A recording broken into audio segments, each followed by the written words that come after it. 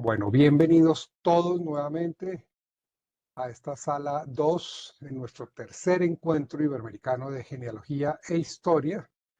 Y pues tengo el gratísimo placer de presentar a nuestra querida Camila Diodato, quien nos ha sorprendido pues por su trabajo tan maravilloso. Y quiero hacer una breve de todas las presentación de su experiencia, sus actividades, etcétera, etcétera. Muy bien, Camila es licenciada en periodismo, trabaja marketing digital, asesorías de prensa, es genealogista independiente y bueno, tiene trabajos que recorren tanto América como España, como Italia y Portugal, y en América básicamente en Brasil. Ella ha colaborado en varios proyectos de indexaciones parroquiales y es asociada correspondiente a la Asociación Brasilera de Pesquisadores de Historia y Genealogía. Muy bien, ¿qué podemos contar de ella? Ya les conté que además de ser genealogista independiente, ha hecho los cursos de introducción a la genealogía de la SIGE, es orgullosamente una alumni nuestra en el 2024, así como cursos de paleografía práctica medieval, y otros cursos más como genealogía genética con la SIGE en el año 23, genealogía heráldica y nobiliaria, el primer módulo, con la Asociación de Hidalgos de España en el 2022. Y también ha trabajado hoy en la Expansión Ibérica de los siglos XI y XVI con la USP en el 2021. Muy bien, ella se formó en la Universidad 9 de Julio, es como ya lo dijimos, hizo una licenciatura en periodismo y con el ETEC Camargo Arana, técnico en administración de empresas. Entonces, mi querida Camila, es un placer y es un gusto enorme para nosotros tenerte acá en la sala de la CIGE y eres completamente, somos, mejor dicho, tu auditorio. Por favor, adelante. Muchas gracias. Muchas gracias, Andrés, por la presentación. Hola, buenas tardes a todos. En primer lugar, yo quiero agradecer a la CIGE por la oportunidad de participar del encuentro y perdona si yo hablar algo incorrecto porque mi español no es totalmente perfecto.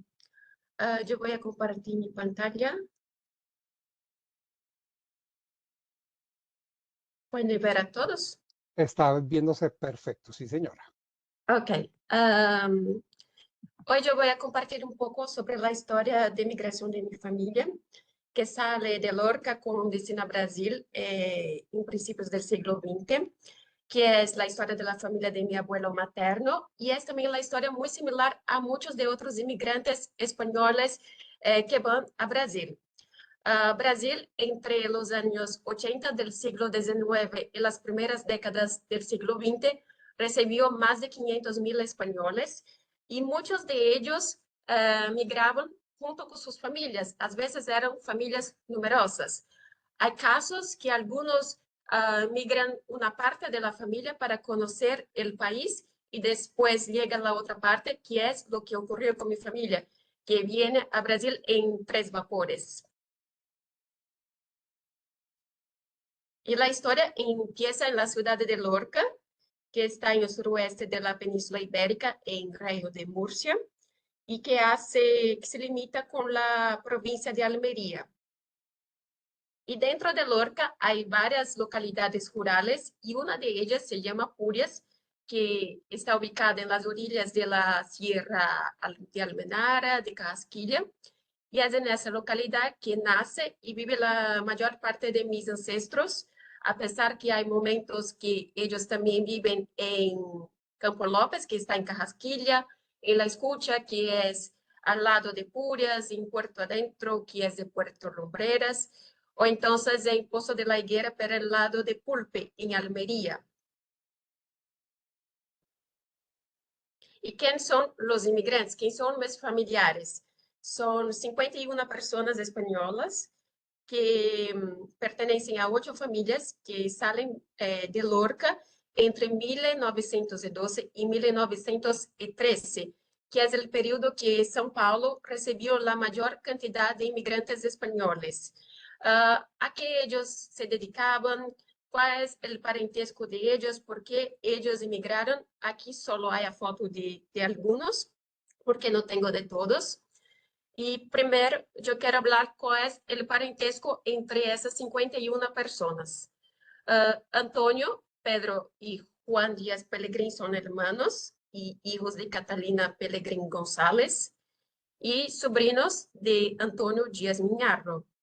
Ya Catalina Cecilia Macegosa es viuda de Pedro Cortijos y es hermana de Antonia Cecilia Macegosa.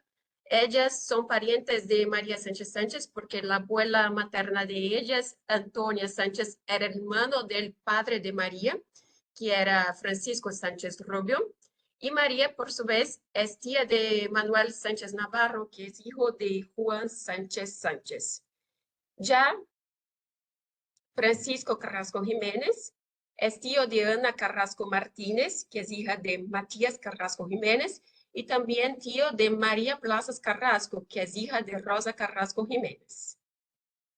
Ya Juan Navarro Artero es el único que no tiene parentesco con la familia Díaz Pelegrín, pero él migra junto a mi tatarabuelo Pedro Díaz Pelegrín, que ellos eran vecinos y muy amigos, a pesar que todos los inmigrantes van a compartir algún grado de consanguinidad en el pasado, y a veces comparten más de 15 o 20 ancestros.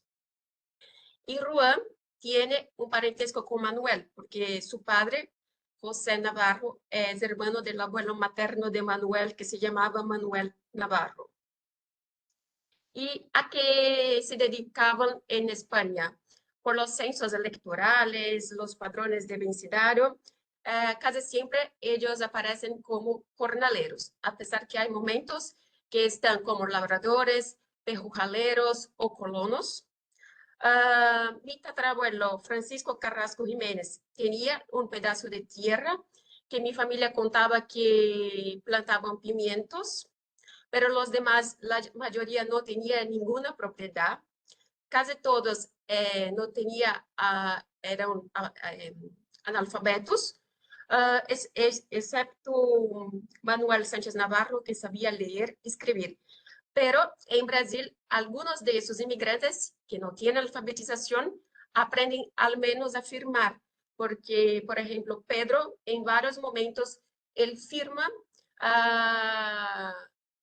entonces él aprendió a escribir algo. ¿Y por qué ellos dejaron España? Pedro Díaz Plazas, que es hijo de Antonio con María, escribió un texto para la revista Carta de Inmigración de España, que fue publicada en julio de 1981. Y él contó un poco del proceso de inmigración y los motivos de la familia dejar su patria. Él empieza el texto diciendo que solo conocía a Lorca de España, que es el lugar a donde nació, y que allí no había ninguna riqueza, que ellos sufrían mucho por la falta de agua, que a veces no llovía por un año entero, que tenían que andar por kilómetros para conseguir agua. Aquellos que tenían un pedazo de tierra, una propiedad, sufrían menos porque al menos tenía algo que cultivar, pero los demás, ellos tenían mucha falta de trabajo, no tenían dinero. Su padre Antonio a veces se quedaba 4 o 5 meses fuera de casa, iba para las minas de Cerón en Almería o entonces a Cartagena, y había veces que volvía sin ningún dinero, no traía nada, ningún real, como él dice.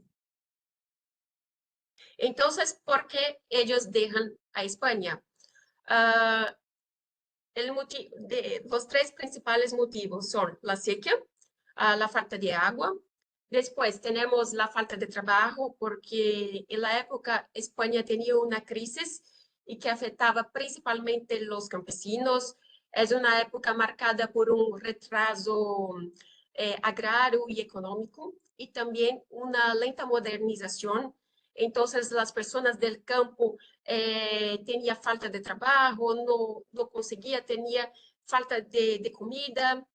Y el tercer motivo era el miedo de la guerra en Marruecos, porque el sistema de reclutamiento de España era desigual, porque permitía que las personas con medios económicos pudiesen pagar por su exención. Ya los más pobres, los trabajadores, no tenían la misma condición, entonces serían los primeros a ser reclutados. Entonces había un miedo de tener que ir a la guerra y entonces por esos motivos muchos españoles dejan España y van para la América. Pedro escribe en su texto, en este momento estaba abierta la inmigración y mucha gente ya había emigrado. Mi padre no quería abandonar España porque hay algo que prende la gente, hay el lugar que se nace, mas se agotaron todas las esperanzas de continuar allí por la falta de trabajo y miedo de la guerra de Melilla. Y así como yo tanto había emigrado, nosotros también emigremos. ¿Y cuándo fue que ellos dejan a España? Fue en febrero de 1912. Las tres primeras familias, que son de Antonio, Juan y de Catalina, ellos van para el puerto de Águilas, embarca en un barco con destino al puerto de Málaga, donde se quedan por unos 4 o 5 días. Después suben en otro barco y desta vez con destino a Gibraltar, donde embarcan en el vapor España que va para Brasil. El vapor España desembarca en el puerto de Santos el 18 de marzo y las tres familias van para la hospedaría de inmigrantes que está ubicada en la capital, perto de la región central. Y después, el destino de las tres familias son la Hacienda Montebranco, que está ubicada en la estación Itaicí, en la ciudad de Indaiatuba, que está a unos 100 kilómetros de distancia de la capital. Telésforo de Almeida Campos era el propietario de la hacienda y las tres familias fueron a trabajar en las plantaciones de café. Bueno, Pedro escribió un poco cómo que era la vida en la hacienda Montebranco, que cada familia tenía una media de 2.500 plantas por persona de café y que el patrón daba tierras para que se plantase lo que quisieran y también para que creasen los animales, pero todo tenía que ser dentro de la colonia. No podrían hacer nada fuera de allí. Pero dice que el patrón Telésforo fue una persona muy buena. En todo el momento cuidó de ellos, que los otros colonos también lo trataron muy bien. Incluso ellos eran los únicos españoles. Había una familia de italianos y los demás eran brasileños. Y por este motivo, ellos escriben cartas a sus demás parientes en España, diciéndoles que había encontrado un lugar con agua, comida y trabajo. Entonces, en 12 de septiembre del mismo año, embarcan en Gibraltar en el vapor Provence las otras tres familias, que es de Pedro Díaz Pelegrín, Juan Navarro Atero y Antonio Díaz Miñarro.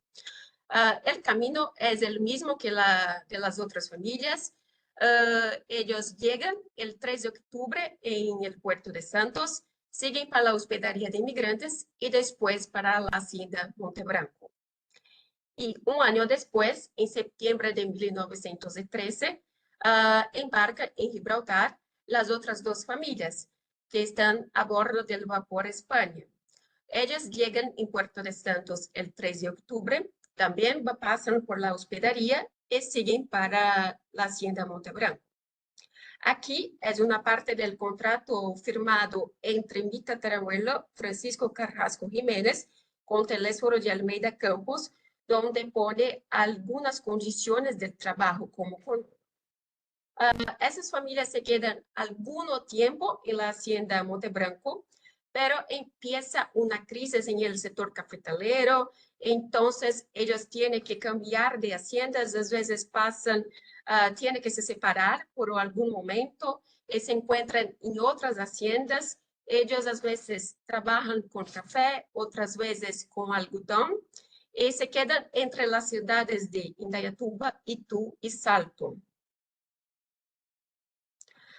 De los 51 inmigrantes, 34 eran jóvenes solteros y entre ellos ocurren 6 matrimonios. El primero fue luego después de llegar a Brasil, en 1913, y de esos 6 matrimonios, 5 son de los Navarro Artero. El único que no pertenece a la familia Navarro es de mis bisabuelos, Francisco Carrasco Sánchez y María Encarnación Díaz García. Los demás inmigrantes, la mayoría se casa con otros inmigrantes españoles o hijos de inmigrantes españoles y una pequeña parte se casa con brasileños o entonces con personas de origen italiana. En los años 10, 20 ocurre una crisis en el sector de café. Primero, durante la Primera Guerra Mundial, que el sector fue profundamente afectado por la dificultad de exportación al mercado europeo. Después, en 1918, acontece una gran helada que quemó muchos cafetales y después hubo la plaga de la broca de café. Y por ese motivo, algunos hacendados fueron afectados y los inmigrantes empezaron a temer quedarse sin trabajo. Y surge la gran decisión, quedarse en el campo o ir a la capital. Muchas personas que vivían en el interior van para la capital, que estaba en un proceso de industrialización, y con mi familia fue la misma cosa. Una parte de ellos van para la ciudad de São Paulo, donde se queda por toda la vida. Otra parte va para la capital y algunos años después vuelve al campo, a la ciudad de Itu. Otra parte se queda por un tiempo en el campo y después va para São Paulo. Y otra nunca sale del campo, pasa la vida entera en Itu, trabajando en sitios, en la agricultura. Y uno de los primeros a ir a la capital fue mi tatarabuelo, mi bisabuelo, Francisco Carrasco Sánchez, que es ese de la foto. Él llega en São Paulo junto de sus suegros y de sus cuñados por volta de 1922 y 23. Aquí hay una foto de un documento de identificación de él, donde pone que él vivía en la calle de los Coqueros, que está en Barrio de París, que actualmente es la calle da Cachoeira. Él trabajaba como ayudante de chofer, que es la profesión que se queda por algunos años. Después, él va a trabajar para la Cotonificio Paulista, que fue una importante industria textil que estaba ubicada en el barrio Belenzinho, que es cerca de París, donde vivía. Y algunos años más tarde, mi bisabuelo va a trabajar en la Aviación Santa Rosa, que es una empresa de autobús. Y es en esa empresa que él se queda hasta jubilarse. Algunos años después de se jubilar, mi bisabuelo termina de construir su casa en la ciudad de Mauá, que es donde se queda hasta fallecer en 1985. Y una de las historias de mi familia es que cuando llegó en Brasil, sus padres lo hicieron estudiar la lengua portuguesa para poder hablar con las personas del país y también enseñar a los demás de la colonia. Mi bisabuela aprendió el portugués, a pesar que siempre tuve el acento muy fuerte de español, mezclaba algunas palabras, cosa que ocurría con mi abuelo, que no hablaba totalmente portugués, tenía algunas palabras que siempre hablaba en español. Pero en la vejez, él sufrió con la pérdida de memoria, con el Alzheimer, y él se olvidó totalmente de hablar español. No sabía hablar una única palabra en español, no reconocía a sus hijos, sabía los nombres de sus hijos, que tenía 3 hijos, que son María, la mayor, mi abuelo Francisco y el hijo menor, Pedro, pero no conocía la cara de sus hijos, hablaba con los hijos sin saber quién eran sus hijos, y él creía que estaba en España. Hasta sus últimos días de vida creía que estaba en España, que tenía que correr por los montes en busca de sus padres que lo esperaban, que, que él tenía que ir a sus padres, ellos solo lembraba de Lorca. Entonces, fue así hasta su fallecimiento en 1985. Pero desde su llegada a Brasil hasta 1985, él siempre mantuvo contacto con sus parientes, tanto los que se quedaron en el interior cuanto en España. A veces pasaba vacaciones en Itu y con los de España escribían cartas. Hay algunas cartas suyas con algunos primos, y el contacto no se perdió mismo después de su muerte. Su muerte, que ya que los demás inmigrantes también fallecen en la misma época. Y bien, esa fue mi presentación. Muchas gracias. Pues maravillosa, Camila. Felicitaciones, qué historia tan bonita. Y te cuento que a mí me ha tocado el corazón porque siendo historias un poco diferentes, mi familia fue pionera de la producción de café acá en Colombia, y más o menos por la época que estaban tus ancestros llegando a Brasil para trabajar en las colonias de café. O sea que es una cosa que nos une, nos ata, y me ha parecido muy, pero muy bonito. Quiero rescatar una cosa que nos acaba de enseñar muy bien Camila, y es esa parte muy humana, muy de ese trabajo. Se nota tu trabajo como periodista, como investigadora social, porque has hecho una compilación maravillosa a través de las cartas, los documentos, lo que ellos decían, cómo se expresaban, etcétera, etcétera. Y te cuento que también de una fortaleza increíble, porque dejaron todo, su tierra, sus cosas, para volver a iniciar desde cero, y es algo absolutamente maravilloso. Yo sí te quiero felicitar de manera muy especial, ah, y quiero de todas maneras invitarlos a todos a que por favor, si quieren levantar su mano virtual o quieren intervenir, para poderles dar el paso a la palabra y que acompañemos a Camila en esta presentación tan maravillosa. Entonces, si alguien tiene alguna duda, alguna pregunta, algún comentario a la charla, está abierto en este momento. Bueno, te agradezco mucho, Juanjo, que has levantado la mano y que eres nuestro invitado en este momento. Muchísimas gracias por el turno, Andrés. Bueno, lo primero, dar la enhorabuena a Camila, porque creo que el investigar sobre familias tan cercanas en el tiempo, entiéndase cercanas de hace 100 años o menos, pues muchas veces se encuentra el escollo de la fuente, ¿no? Porque no siempre están disponibles, no siempre están digitalizadas, a veces están bajo la protección de datos, la ley de protección de datos, y desde luego veo que incluso pues, has conseguido encontrar documentos de los navíos y de los trayectos que hicieron para llegar a Brasil. Y quiero preguntarte acerca de si te ha costado mucho conseguir entramar toda esa red familiar de tantas familias a la vez, y si has sabido si mantuvieron la relación posteriormente, una vez estaban en Brasil. Bueno, yo investigo en familia desde 2015, ya son algunos años. A mi madre conocía algunos de los inmigrantes, entonces ya sabía algunos nombres. Yo solo he conocido mismo el hijo de una de las inmigrantes. Los inmigrantes, cuando yo nací, la mayoría ya había fallecido. Entonces, yo sabía que mis bisabuelos tenían parientes en Brasil. Entonces, la primera cosa fue investigar la entrada en el Brasil y el vapor. Yo percibí las personas que tenían el mismo destino, que es la Hacienda Montebranco. Sabían ellos. Después, empecé a investigar el mismo apellido, Díaz Pellegrini. No hay muchos en Brasil. Y yo percibí que tenía los mismos padres. Por ejemplo, Antonio no conocía.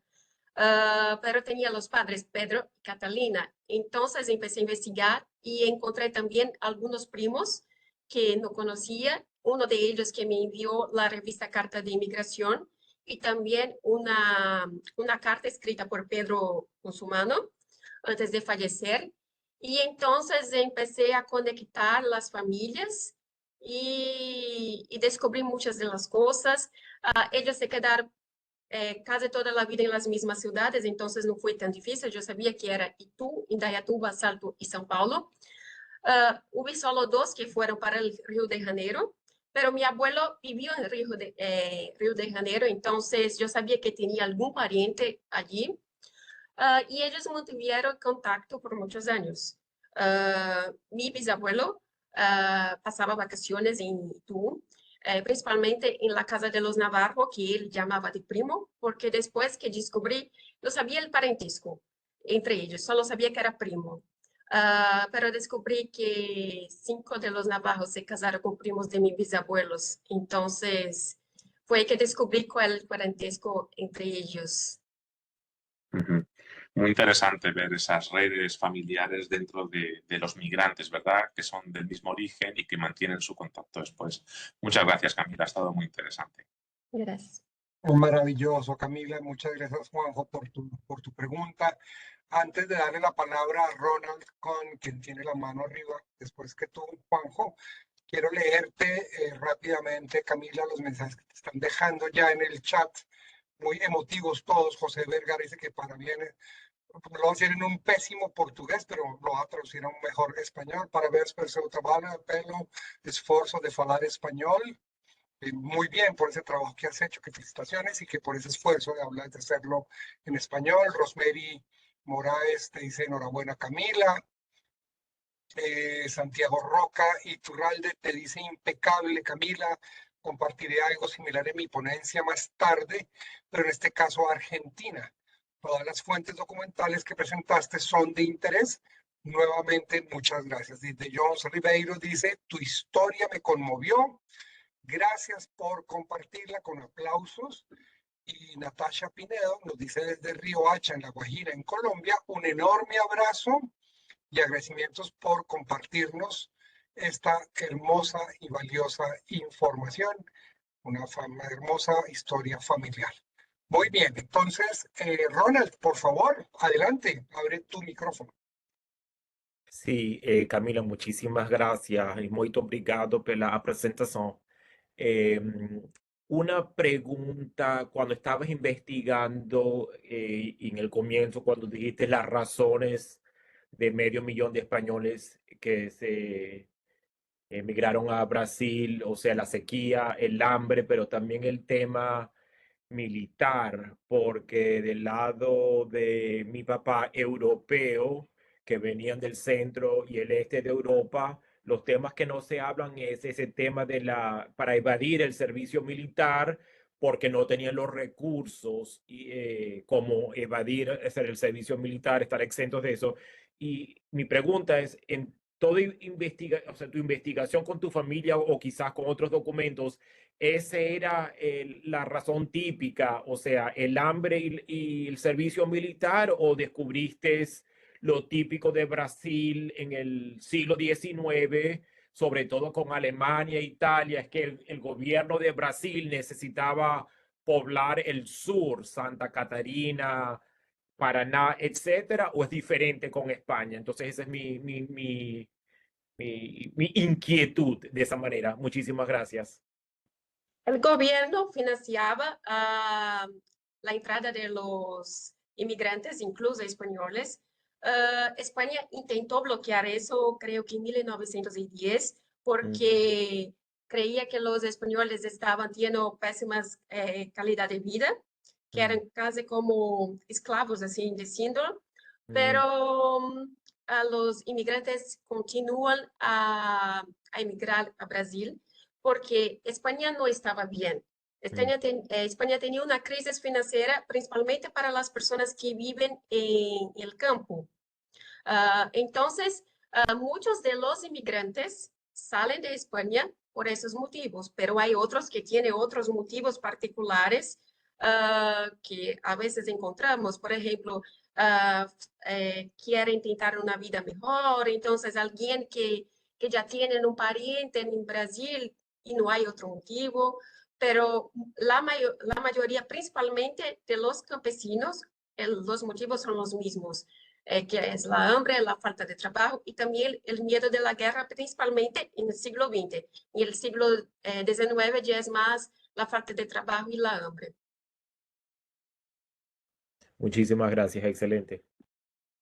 Bueno, muchas gracias, Ronald, por tus intervenciones y muchas gracias, Camila, por esas respuestas que nos has dado. Y seguimos teniendo solicitudes de la palabra. Primero vamos con nuestra querida Erika Moreno y posteriormente estaremos con una pregunta que también te va a hacer Jorge Enrique López Nogales.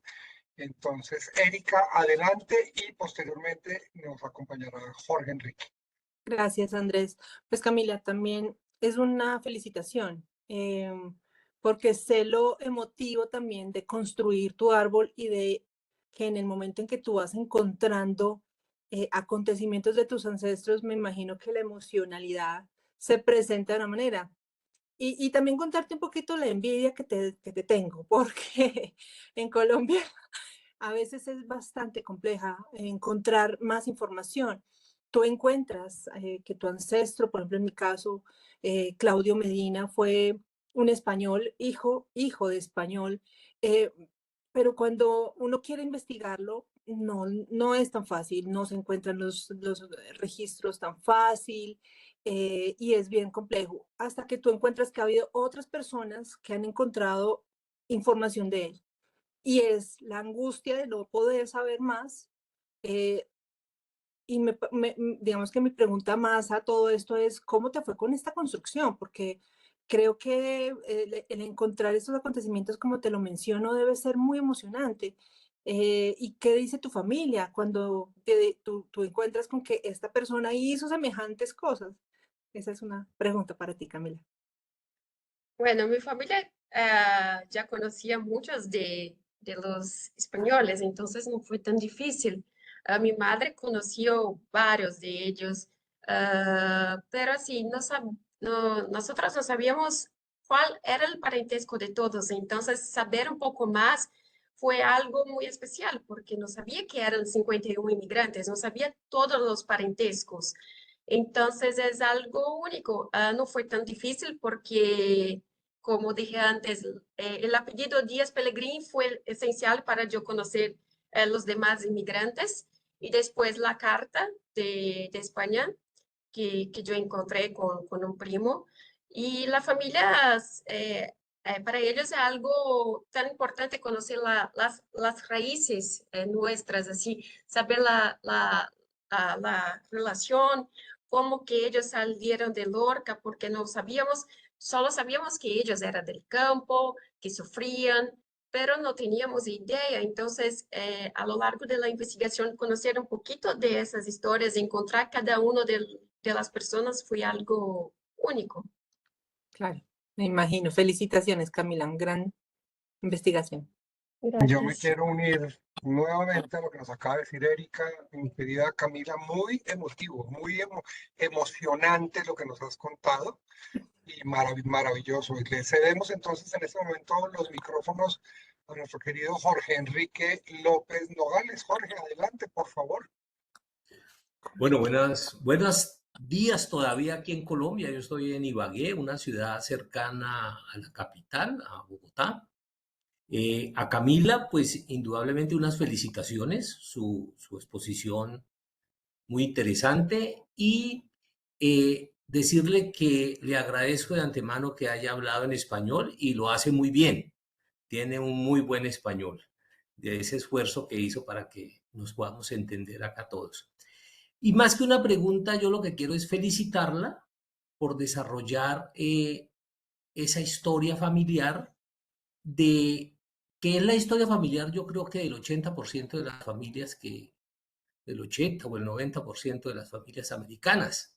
O sea, es gente sencilla que trabajaba el campo, que seguramente con muchas privaciones, y vieron en América la oportunidad de tener una nueva vida, de arrancar una nueva historia y de establecer unas nuevas familias que llenan de orgullo porque enriquecieron este territorio y a su vez, por ejemplo, en el caso de nosotros, acá en Colombia, nos mezclamos con los nativos y con todo y hicimos una nueva raza. Entonces, esa es la historia de la humanidad y esa es la historia de nosotros los americanos, de muchos de nosotros los americanos. No necesitamos tener las grandes líneas, los grandes linajes para establecer una genealogía como la que has hecho, una historia familiar genealógica como la que has hecho. Entonces, te felicito. Muchísimas gracias. Gracias. Muchas gracias, Jorge, y me uno a esa felicitación, Camila. Yo sigo admirado. Muy bien, antes de que sigamos con las intervenciones, los comentarios, las preguntas que quieran hacer ustedes a Camila, me permito recordarles que en hora España, a las 18 horas, va a haber la presentación Alumni. Esto será en la sala número 1 por parte de Mercedes Olivares y Carlos Gracia. Y nuevamente a las 19 horas, hora España, en la sala 1 tendremos a Rebeca Padrón de Venezuela, presenta Carlos Gracia, y a las 20 horas Sebastián Estela de Chile, presenta a Daniel García, y a las 21 Santiago Roca. En la sala 2, en la que me voy a quedar yo, espero que nos sigan acompañando, estaremos con Silvano Pavón de Colombia, quien también va a hablar de unas cofradías y capellanías, Bernardo Singer de Venezuela con ADN tachirense, y cerraremos, remataremos esta maravillosa tarde y ya noche en Europa con Juan Jeremy Cárdenas, pescador de Colombia, a quien tendré también el honor de presentar. Entonces, quería hacer esa pequeña presentación rápidamente antes de seguirle dando la palabra a quienes tengan alguna duda, pregunta o quieran comentar algo más frente a la maravillosa presentación de Camila. No veo más manitas arriba. Voy a mirar si en el chat hemos recibido más mensajes, mi querida Camila. Evidentemente, Franciel Fresneda nos dice, me emocioné mucho. Yo también soy brasileña y mis bisabuelos también vinieron de Lorca a Brasil entre 1906 y 1922. Muchas gracias, Camila. Y tienes varios signos de admiración y de cariño a ese comentario que hace Franciel. Muy bien, muchas gracias a todos ustedes por sus comentarios. Muy bien, Mariano ha levantado la mano, entonces por favor, Mariano, adelante. No, simplemente agradecer a Camila por esta presentación que nos ha hecho en el marco de este encuentro. Y bueno, simplemente eso, decir que me ha gustado mucho y agradecerle una vez más. Gracias, Mariano. Perfecto, Mariano, muchas gracias. Camila, muchas gracias. Bueno, ya faltan 20 minutos para acá en Colombia, 12 del mediodía, y las horas que correspondan en las localidades donde ustedes estén. Entonces, si no hay más preguntas o más comentarios, voy a dejar de grabar en este momento, si ustedes están de acuerdo, y pediría si alguien más quiere hacer algún comentario o no, y si no, entonces estaríamos, vamos a pauso, Mariano, o detengo. Mejor detener o pausar. Detén. Detener.